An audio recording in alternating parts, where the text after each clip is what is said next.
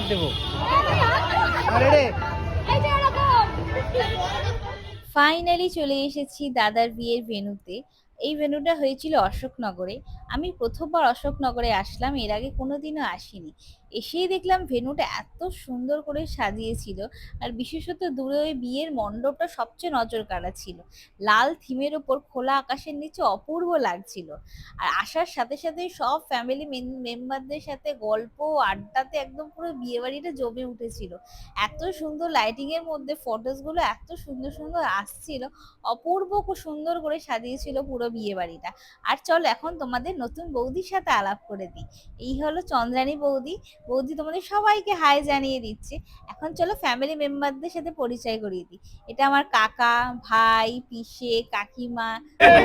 রঘুর আকার ধরা পড়েছে। বউ চুরি করতে গিয়ে ধরা পড়েছে। আসল কথা এখানে হচ্ছে হচ্ছে হচ্ছে। এই জোকার দে।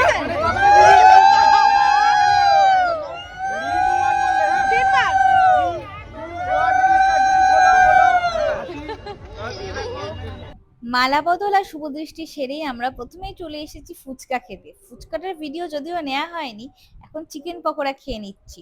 যদিও লাস্টে কফি ছিল, বাট আমি খাইনি। বিয়ের ব্লগ কিন্তু আরো আসতে চলেছে, অবশ্যই সাবস্ক্রাইব করে রেখো আমার।